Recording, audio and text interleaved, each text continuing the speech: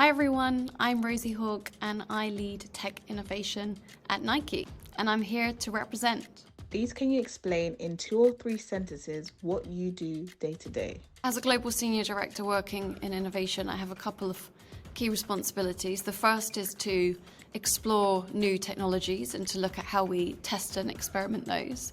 And the second is to develop and build new tech products that we can bring to market or potentially partner with other tech vendors and companies with. Please, can you tell us about your early career and how it got you to where you are today? I studied business administration. I think, like most people, I wasn't really sure what career I wanted to go into. And my first role was actually a marketing assistant at an automotive company. I really enjoyed it, but I quickly realized that even doing something like marketing, it relies heavily on technology. I ended up doing a data and integration project, and I realized that any role within a company touches tech. And that was the space I was really interested in understanding more, especially the complexity of it and the fact that so many things relied on it. That's where I decided, right, I want to pursue a career, and that's when I also moved to Accenture to do tech consulting and to become a tech analyst at the time. What has been the biggest professional challenge that you have faced and overcome? I mean, tech can be quite intimidating. There's a lot of kind of misconceptions, I think, about technology, but it's going to be, and it is, a fundamental skill for the future. So I would definitely say any chance that you get to learn more about technology, get hands-on with tech, I would definitely take that opportunity up. What barriers have you faced and overcome as a woman in tech? I would say the biggest surprise for me is everyone's learning. Technology is changing so quickly, and things that you've worked on 3 years ago is completely different today. And so actually, in terms of being a level playing field, it's a really great space to learn and to be curious about, because no one really has the expert opinion on things because things are moving so quickly. And I think for me, one of the big observations that I've had is that technology is really about people. It's about how you connect teams, how you work together to build things and to build things in the right way. And so it's a great way to be able to talk, to network, and to be able to stitch different kind of parts of a company together.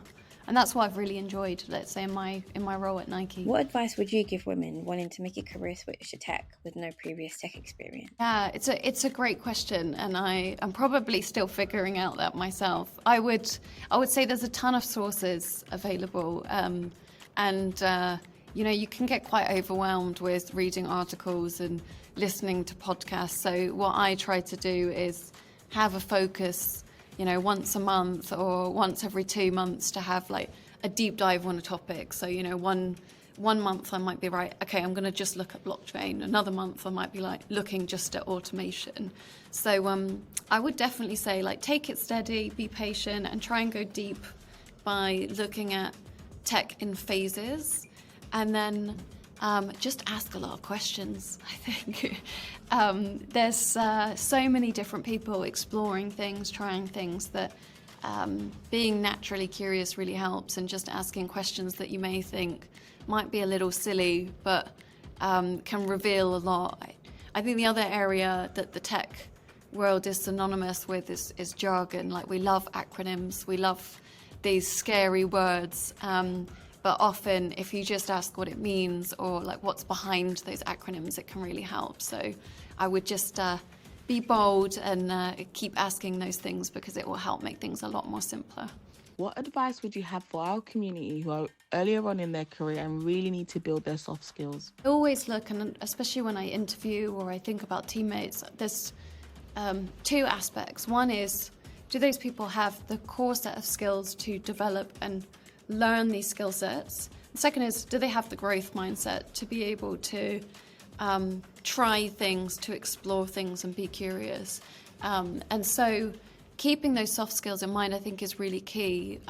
Some of the ones that spring to mind is being able to show and demonstrate and communicate your work in a simple way, I think is a really effective soft skill, especially in tech. because of the reason why it's so complex and sometimes hard for other people to understand. So being able to kind of make things that are complex simple, I would say, is a great one to focus in on. And then I think communication is so key. We're in a global environment.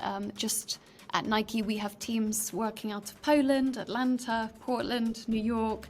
So being able to work with different nationalities, different cultures, different perspectives, and to bring those teams together and find ways of doing that is great. So like we often use things like design sprints to help us, or hackathons to get people ideating in the right way. So finding, and I would say like participating in some of those, there's a ton out there for people to sign up to, is a great way to learn those skills and to learn how to I think, bring different personalities together to be able to build and develop something really, really cool. What's a personal strength of yours that has led to your success as a tech leader? First and foremost, to be naturally curious. I've talked a lot about it, right? Asking questions, finding out things, being curious about what does an architect do versus a developer do. So that would be my top one, and that's the one that I think has helped me in the past. I would also say be bold, and I use this a lot. I recently heard someone say that at work we should play boldly, and I love it. And play boldly means a lot for me. It means being able to share things and be confident to share things, to be able to speak up and share your perspectives around how things are being built or developed, or how you would like to play a role in something. And I've learned along the way to be a little bit bolder and to take a few more risks in my career. And it's definitely something once you do, you become more comfortable with. That's been great to kind of learn myself throughout my career. What advice would you give women trying to balance family commitments and a career in tech? I personally don't have children yet. I have a team that are mums, parents, or I have members of my team that are looking after elderly parents.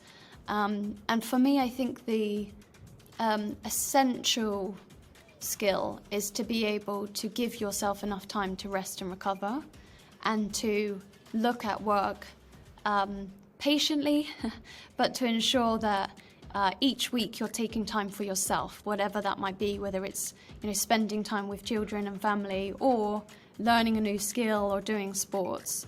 And I think that over time you learn to really think about the weeks ahead, how you plan your agenda and how you plan your time to give you that rest and recovery. It's a bit like an athlete, and we talk about a lot around sports and athletes at Nike, but if you're constantly training and on the go and constantly have all of these things at work and personally, it's very hard to perform.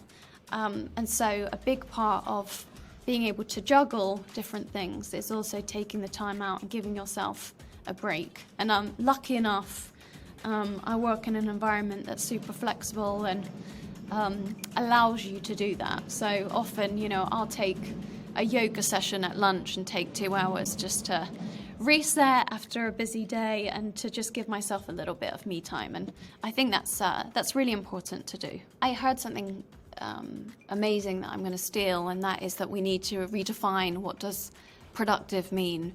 We often think productive means like getting through a list of items that's been on our mind, and actually productive could be having lunch with colleagues and having a 2-hour lunch and talking about something that you're really passionate about. Being productive could mean going for a walk because you need to get some new ideas and reframe your mind. So I think especially post-pandemic, we kind of need to reset now and get into a new rhythm. And for me now, productive does mean taking rest and also seeing that as, efficient as well. What advice would you give to any woman facing imposter syndrome? First of all, everyone has imposter syndrome. I know, lawyers, different professions, and I've heard the word imposter syndrome shared. It's something we all share, whether you're a woman or not. I had it, and I still have it today. And it's that little niggle in your brain that says, should I be here? Like, am I doing the right thing? And I particularly had it with a role that I had previously, where I took a bit of a sideways move in my career and I went into IT architecture. And at the time, it was a kind of a traditional environment, and it was a space that felt very theoretical and knowledgeable. And I took a bit of a kind of a move, which was unusual at the time, but it was the best decision I've made, to kind of go into that space and learn more about it.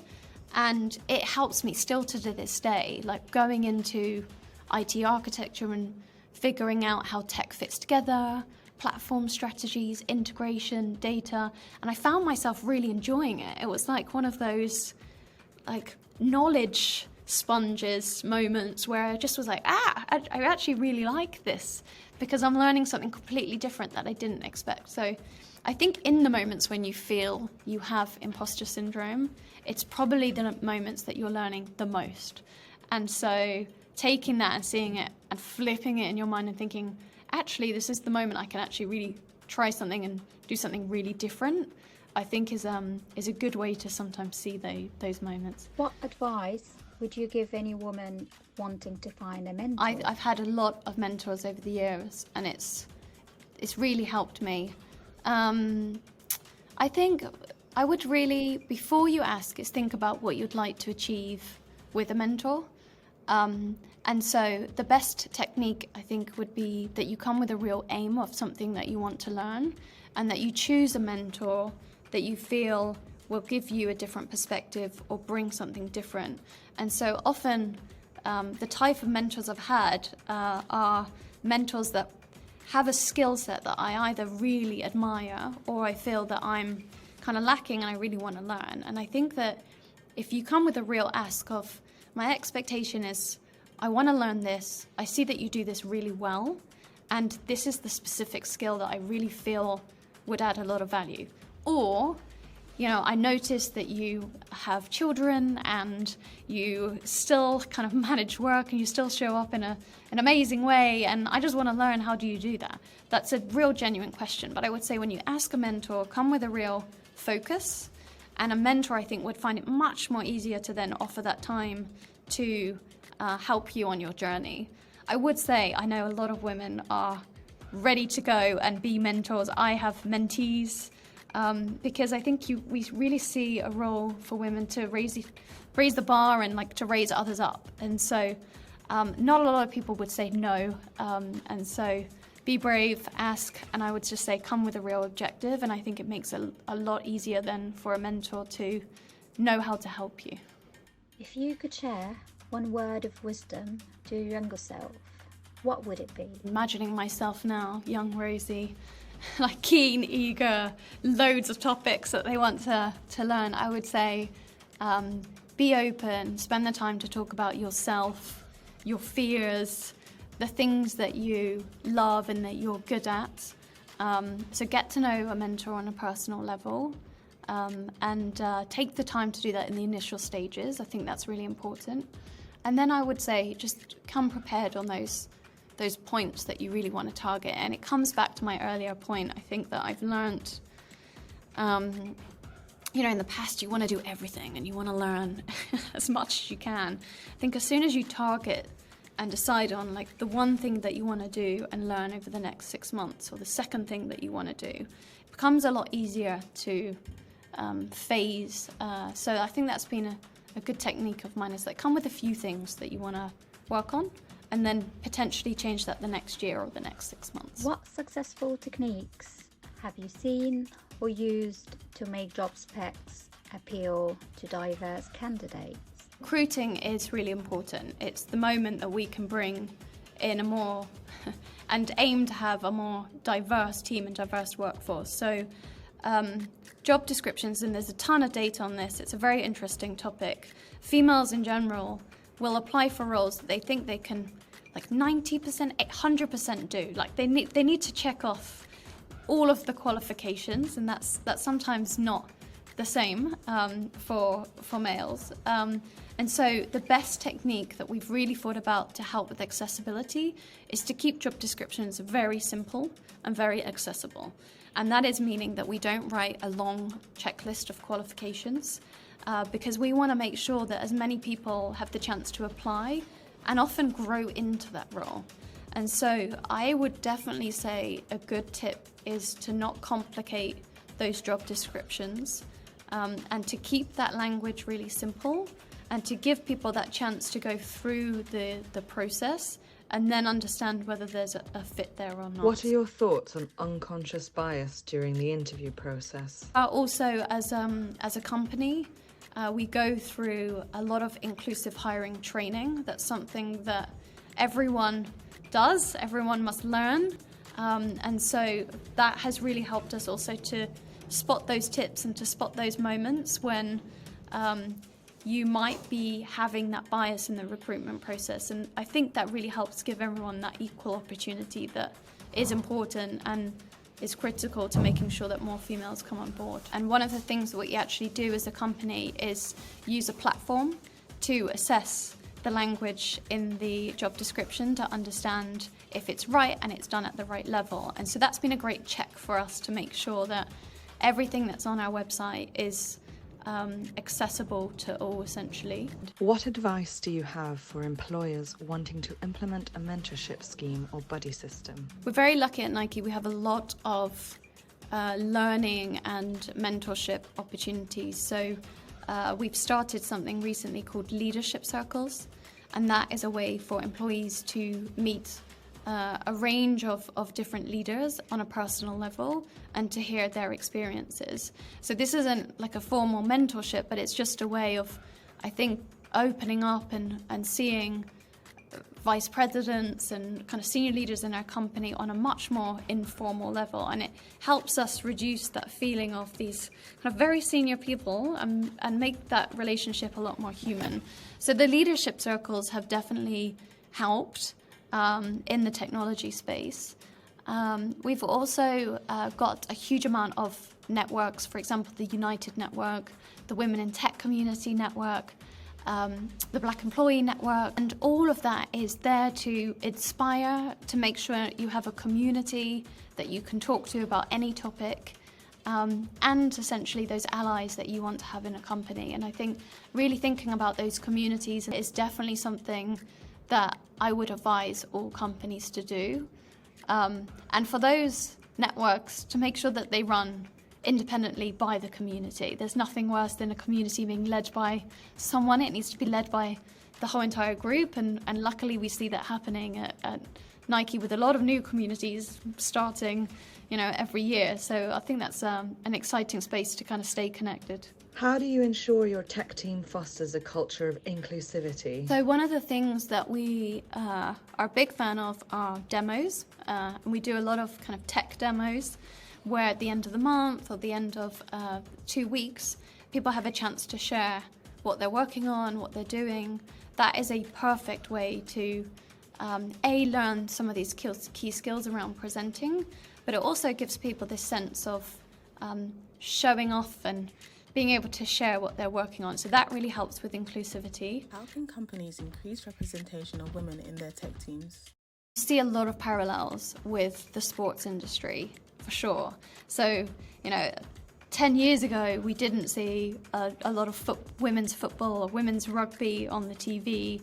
And we know that if we see people in positions, that we are more likely to be able to have access and to be able to move into certain journeys or careers in that space.